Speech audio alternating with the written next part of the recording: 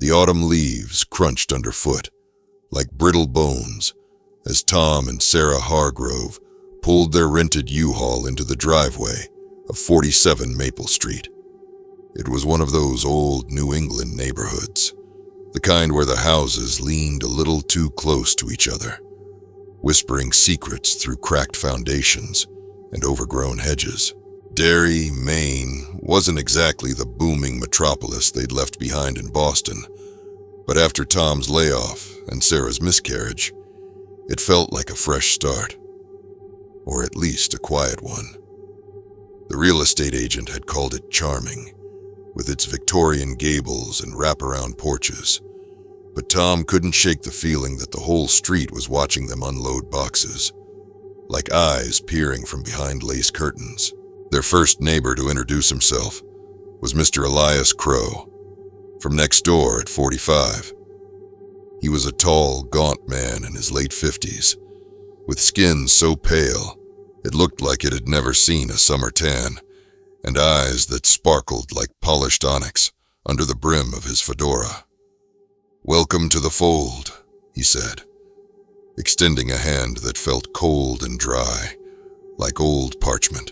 His wife, Lydia, hovered behind him, a wispy woman with raven hair piled high, and a smile that showed just a hint too many teeth. They brought over a casserole, something red and meaty that Sarah politely accepted, though it smelled faintly of copper and spices she couldn't place. The Crows weren't the only ones. By evening, half the block had stopped by. The Johnsons from across the street, a jolly couple with matching sweaters and an unnatural flush to their cheeks. Old Mrs. Whitaker, who shuffled over with a basket of apples that looked blood red and perfect, and the young ones, like Victor and Elena from 49, who seemed barely out of their 20s but talked like they'd seen wars and famines. Everyone was so damn friendly, it was almost creepy. "You'll fit right in," Victor said, clapping Tom on the back with a grip like iron. "Especially with Halloween coming up. We throw the best party on the block." Sarah laughed it off that night as they unpacked in the dim glow of the living room lamp. "They're just small-town folks, Tom, eager to make friends. Remember Boston? Neighbors wouldn't piss on you if you were on fire." But Tom lay awake, staring at the ceiling beams that creaked like footsteps in an empty house. He'd noticed how none of them came by during the day, only after dusk, when the sun dipped behind the skeletal oaks lining the street. The invitation arrived the next week, slipped under their door in an envelope sealed with red wax. "Join us for a night of revelry," it read in elegant script. "Halloween Eve at the Crow residence. Costumes encouraged. Midnight toast mandatory." Sarah was thrilled. She'd always loved dressing up. They went as a classic pair. Tom in a Frankenstein's monster getup from the thrift store, green face paint and bolts on his neck. Sarah as a witch with a pointy hat and a broom she'd fashioned from a mop. "This'll be fun," she said, kissing him on the cheek. "A chance to meet everyone properly."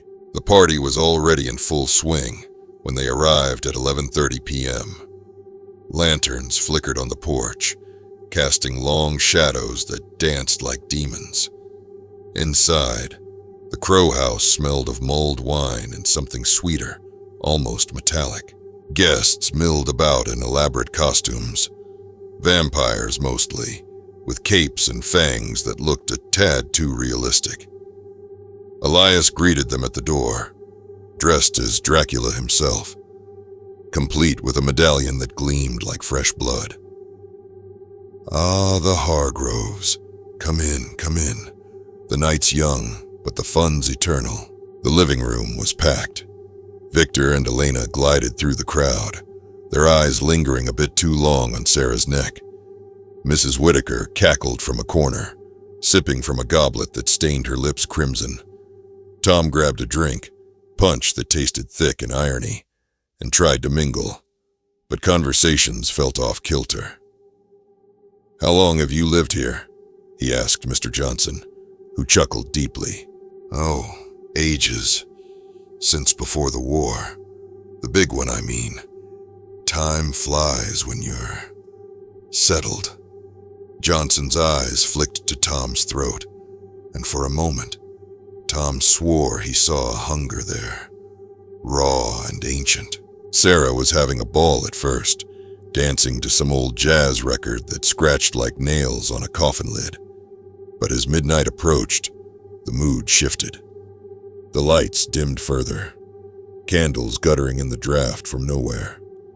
Elias called for silence, raising his glass.